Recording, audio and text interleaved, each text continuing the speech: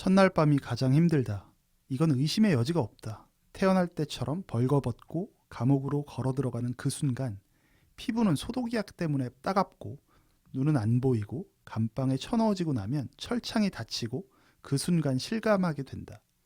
눈 깜짝할 사이에 예전의 삶은 사라져버리고 과거를 생각해볼 끝없는 시간만이 남는다. 신참은 대개 첫날 밤엔 거의 미치려고 한다. 누군가는 울음을 터뜨린다. 매번. 유일한 질문은 누가 먼저 울 것인가 였다. 모두들 거기에 내기를 거는 거였다. 나는 앤디 듀프레인에게 걸었다. 하지만 그는 끝까지 아무 소리도 내지 않았다.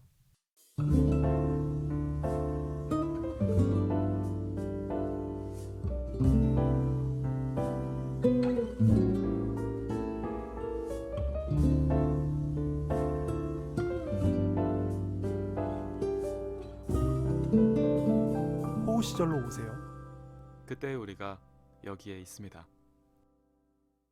프랭크 데러번트 감독의 1994년작 쇼생크 탈출을 발굴 중인 저희 호우 시절, 지난 시간까지 영화에 대한 간략한 소개 말씀을 드렸는데요. 오늘은 이 영화의 핵심 인물들에 대한 얘기를 나눠볼까 합니다. 생각해봤는데 이 영화에서는 핵심 인물 그야말로 2명 정도에 대해서 얘기를 하면 영화의 전반적인 분위기를 파악할 수 있을 것 같은데 그렇죠. 어떠세요? 일단 이 주인공인 앤디 듀프레인이라고 하는 인물, 어떤 인물인가요? 영화 소개 때도 말씀을 해주셨지만 네. 앤디는 은행 부지점장까지 했던 음. 이른바 먹물이죠. 그리고 살인을 왠지 할 것 같지 않은 불한당 같은 느낌이 전혀 없는 네. 굉장히 엘리트 계층이고요. 네. 뭐 굳이 교도소에 들어온다면 경제사법으로 들어오는 게 더 어울릴 것 같은데 그렇죠. 뭐 횡령이라든지 사기라든지. 그런데 이 사람은 아내와 음. 아내의 내연남을 살해한 혐의로 맞아요. 종신형을 선고받은 2번의 종신형을 네. 선고받은 거죠. 그렇게 해서 쇼생크 교도소에 투옥된 남자이죠. 네. 외형적으로는 실제로 팀 로빈스 배우가 굉장히 키가 크죠. 맞아요. 195인가? 오, 뭐 거의 파워포워드야. 맞아요. 현주예요, 현주요. 네. 근데 이 영화에서 그렇지만 막 크게 느껴지지 않잖아요. 맞아요. 배우들이 다 커요. 아. 모건 프리먼도 189인가 아, 그렇고 그렇구나.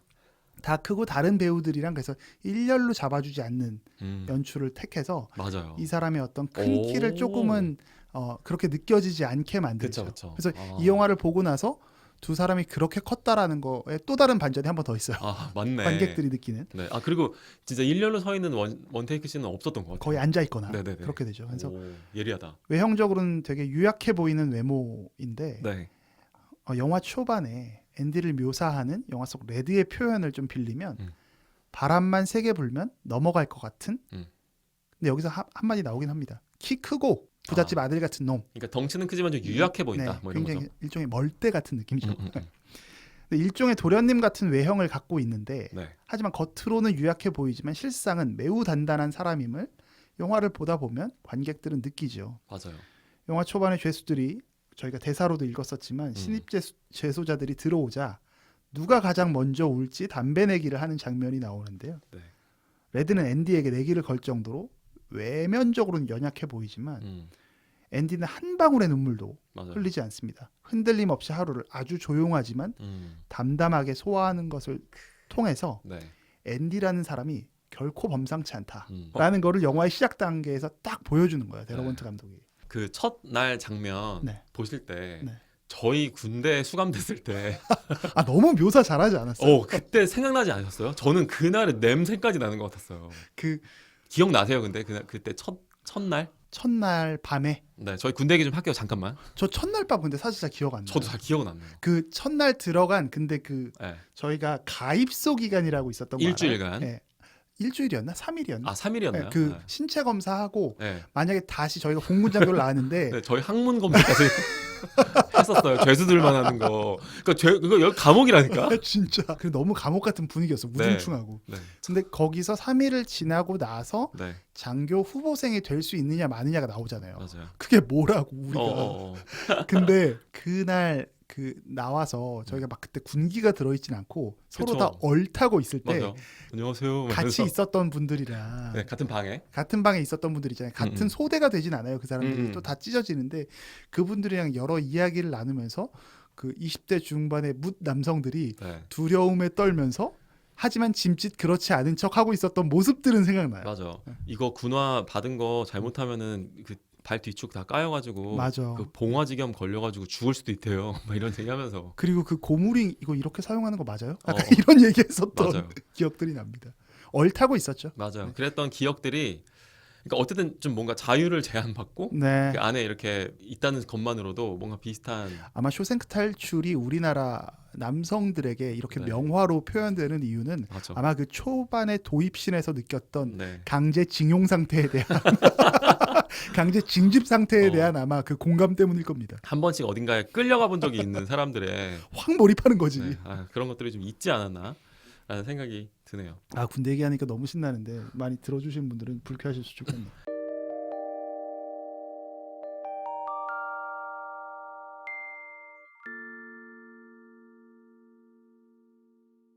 네, 그래서 주인공 앤디에 대한 얘기를 들어봤고 그러면 이 모든 걸 지켜보는 그다음 이 모든 상황을 관객들에게 서술해주는 모건 프리먼이 연기한 레드라고 하는 인물은 어떤 인물로 보셨어요?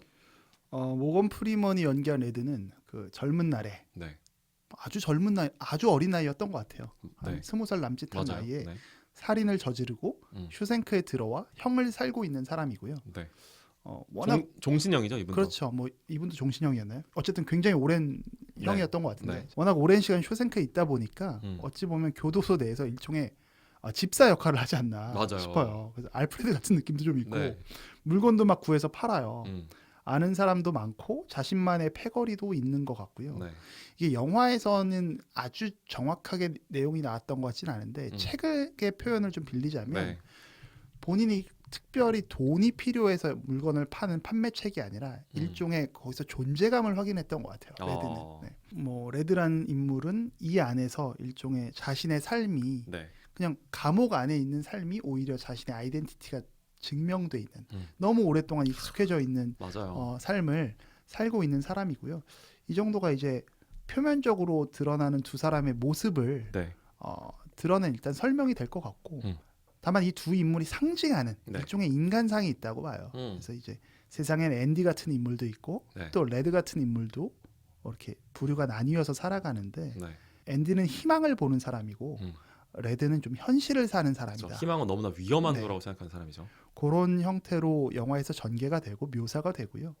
다만 이게 어떤 사람이 더 좋고 더 높은 가치이다라고 영화가 이야기하는 것도 아니고 네네. 사실 그렇게 우리가 분류할 수도 없습니다. 네. 다만 두 부류가 존재하고 그래서 요즘 같은 때 피부색을 이야기하는 것만으로 좀 불편하려고 작정하신 분들이 좀 계실 수도 있겠지만 그런 분들은 좀 불편하실 수도 있겠지만 인물의 대비를 위해서 흑인과 백인 배우로 캐스팅한 게 아닐까.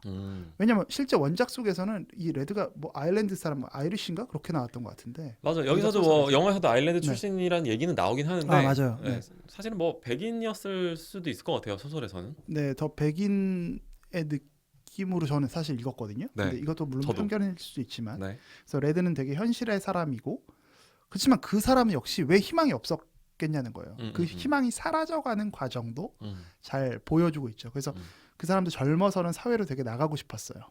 하지만 간절히 바라는 것들은 원래 쉽사리 이루어지지 않잖아요. 네. 그래서 레드가 점점 선택지가 없어지고 자신의 운명을 그냥 수용하고 더 이상 나가기를 포기하는 뭐 그럴 수밖에 없겠죠. 네. 그 과정들을 통해서 이 사람은 감옥소 안에서 네. 교도소 안에서 나름의 어떤 수양을 해버린 게 아닐까라는 생각이 들 정도로 네. 그런 부분들을 표현하고 앤디는 희망의 사람이기 때문에 원호 씨가 묘사해줬던 글에서도 나타났던 것처럼 네. 끊임없이 응전하는 캐릭터로 네. 가혹한 운명 앞에 맞서내는 캐릭터로 보여지는 것 같습니다. 중요한 건 이 세상에는 앤디 같은 사람도 있고 레드 같은 사람도 있지만 서로가 서로를 필요로 한다는 게 저는 이 영화의 또 되게 중요한 포인트였던 것 같고 맞습니다. 희망은 현실을 필요로 하고 현실도 희망을 필요로 하는 그런 미묘한 밸런스를 보여주고 있는 게 아닌가라는 생각이 들기도 했고요. 또 이 외에도 뭐 여러 가지 인물들이 나오죠. 이 영화 그렇죠. 교도소 안에 보면은 되게 다양한 군상들이 나오는데 한 번 좀 이런 얘기도 하면 재밌을 것 같아서 혹시 조세프님이 스스로 이 여기 나오는 인물 중에서 나랑 제일 닮았다라고 생각하는 인물을 있으셨어요? 저는 레드인 것 같아요. 오, 왜냐하면 이제 뭐 다른 인물들도 있고 뭐 브룩스도 있고 네, 뭐 브룩스 할아버지도 그러니까 있고. 레드와 브룩스를 전 좀 비슷한 선상에서 일단 바라보게 네네네네. 되는데 저는 감히 굴을 팔 생각도 아득한 시간 동안 그렇게 성실하게 할 자신도 음, 없고, 음. 그리고 그 앤디처럼 네. 탈출을 시도할 때 그렇게 대범하게 못할 것 같은 거예요. 그 긴 시간 동안 네네네. 조마조마할 것 같거든요. 그렇죠. 그걸 견딜 힘이 없는 사람 같아요, 저는. 그래서 앤디 같은 능동성이나 진취성을 갖고 있지도 못하고. 근데 좀 레드도요. 네. 엄청난 사람 아니에요? 레드는 교도소 안에서 모든 물건을 다 구할 수 있어요. 아, 그 되게 이것도 사실 어떻게 보면 지하 경제인 건데. 그 레드의 그런 능력은 저한테 없는 것 같고 그냥 현실에. 네. 그러니까 제가 레드랑 굉장히 비슷한 사람이라기보다는 네네. 앤디 같은 선택은 차마 못할 것 같다. 그래서 아, 길들여지지 않을까라는 생각에서 레드 쪽에 조금 더 네. 투사가 됐던 것 같고. 음. 다만 제가 이제 최애 드라마 중에 하나로 나의 아저씨를 네네네. 꼽잖아요. 네. 그 중에서 이선균 씨를 두고 음. 그 극 중에서 네. 아이유가 이런 얘기를 해요. 성실한 무기징역수다. 음. 그 느낌이 약간 전 레드 같았거든요. 네네네. 그리고 그 맞네요. 느낌이 지금 어쩌면 내 모습이 아닐까라는 아. 생각도 좀 해서 직장인들에게도 학생들에게도 이렇게 지칭하던 어떤 직딩이라는 말을 왜 쓸까 싶었는데 네. 학창 시절 그렇게 꾸역꾸역 다니던 모습을 투사하는 게 아닌가, 음. 직장인 자체를. 그래서 네네. 맞아요. 저도 직장에 다니지만 성실한 무기징역수처럼 지금 살고 있는 게 아닐까 하는 생각에서 일상의 안온함에 머무르지 않고 삶의 풍성함을 위해서 앤디처럼 약간 분주하게 네. 발버둥 치고 싶지만 좀채 그러기 쉽지 않다는 걸 느끼면서 그나마 레드가 좀 더 가깝지 않을까라는 생각을 했었습니다. 원우 씨는 어떠세요? 저는 사실 좀 비중이 되게 낮은 인물에 관심이 가서 노튼? 저도 뭐 유심히 보지 않으면 기억이 안 날 정도로 비중이 낮은 인물인데 저는 헤이우드라는 인물이야말로 좀 누구였죠? 우리의 모습이 아닌가 생각이 들었어요. 헤이우드가 누구냐면 네네. 그냥 앤디랑 레드 무리 주변에서 이렇게 맞아요. 있으면서 네. 그냥 이렇게 그 여러 무리 중에 한 명이에요. 그냥 음. 백인 금발 남성이고 네. 이게 호응해주는 캐릭터예요. 네. 되게 그냥 정말 영화 전개상 딱 네. 테트리스처럼 그냥 그 필요한 자리에 그냥 가 있어주는 그런 인물이거든요. 이 헤이우드라고 하는 인물이야말로 저는 평범한 우리들의 좀 모습을 보여주고 있는 것 같아요. 이 헤이우드가 아까 말씀하신 그 새로운 죄수가 찾아오면 막 놀리거든요. 네. 그러다가 이제 앤디가 딱 그 죄수 헤들러한테 처음으로 이렇게 다가가서 뭐 아내를 믿으십니까? 이러면서 이렇게 말 걸고 그렇게 하면 그 앤디를 막 말리기도 하고. 누군지 알겠네요. 네. 네네네. 정말 그냥 평범한 사람이에요. 그 브룩스가 죽이려고 했었던 사람. 맞아요, 맞아요. 근데 그러다가 또 이제 앤디 덕분에 그 일하던 사람들이 다 맥주를 먹게 되잖아요. 그럼 또 막 너무 또 고마운 마음을 느껴서 앤디한테 먼저 다가가서 맥주 한 병을 권하기도 하고 또 그러다가 나중에 앤디가 탈옥한 뒤에는 앤디의 무용담을 막 자기 동료들한테 막 알려요. 앤디가 그때 이랬었지. 앤디가 그때 내 도움을 좀 받았어. 막 이러면서 막 무용담을 막 전하기도 하는. 전 이게 뭐냐면 대중들의 모습을 보여주는 거라고 생각해요. 그렇죠. 네. 매스, 맞아요. 군중이죠 일종의. 그러니까 시류에 휩쓸리고 루머가 있으면 그걸 확산시키기도 하고. 근데 악의는 없어요. 네. 하지만 때로는 악에 복무하기도 합니다. 굉장히 소시민적인 그렇죠. 모습이라는 거죠. 그런 흐름을 굉장히 잘 보여주고 있는 캐릭터가 맞아요. 네. 이 영화를 전 이번에 발굴 준비하면서 여러 번 보면서 네. 보다 보니까 헤이우드라고 하는 인물이 저한테 말을 걸더라고요. 뭔가 우리의 모습이 이렇지 않을까? 사실 그리고 우리가 감옥에 수감되어 있다고 만약 가정한다면 네. 살고 있는 거의 대부분의 사람들은 아마 그 모습일 거란 말이에요. 그렇죠. 그런데 거기에서 어떤 비범성을 가지고 있는 사람들은 레드나 앤디로 혹은 뭐 적어도 브룩스 정도로만으로라도 좀 도약할 수 있는 그런 꿈을 가지고 살아가고 있는 게 이 교도소라는 모습으로 축소되어 있는 우리 사회의 모습인 게 아닐까라는 생각이 들었습니다. 아주 재미있는 관점인데 저는 헤이우드 같은 사람이 네. 모두 다 헤이우드라고 저는 생각하고 다만 그 어떤 시간에 레드의 모습이 앤디의 모습이 맞아요. 그 헤이우드들에게 나타나는 거라고 맞아요. 생각해요. 내재되어 있는 거죠. 네네. 그래서 그 내재되어 있는 걸 끌어낼 수 있을 때 우리 한 인간이 위대해질 수 있는 우리가 다루고 있는 모든 영화들이 어쩌면 그런 이야기들을 그렇죠. 다루고 있는 것들이라고 볼 수 있겠죠. 잊을 수 있는 캐릭터를 발견해 주셔서 감사합니다. 이번에 저희 그 방송을 계기로 이 영화를 다시 보시게 된다면 저희가 말씀드린 이 인물을 뭐 중점적으로까지는 아니어도 그냥 한번 이렇게 되짚어 보셨으면 네, 좋겠어요. 그래도 재미있지 않을까라는 생각을 해봤습니다. 갑자기 이 상황에서 이 얘기하는 게 좀 그런데 네. 이 영화 꼭 보세요. 맞아요. 여러분 이 영화 정말 너무 잘 만들었습니다. 꼭 보셔야 돼요. 네, 저희는 이 영화의 발굴 담당이기도 하지만 정말 진짜 추천을 강력하게 드리는 작품이고 정말 팬입니다. 네, 맞아요. 이 영화의 팬이 되었습니다. 진짜 호우 시절의 정점에 있는 영화. 네. 맨날 정점이라고 하는데 진짜 그야말로 봉우리에 있는 영화. 그래서 그런 생각합니다. 저희도 이 영화를 만나게 돼서 너무 반갑고 행복했던 네, 맞습니다. 그런 기억을 갖고 있는 영화니까 한번 꼭 보셨으면 좋겠습니다.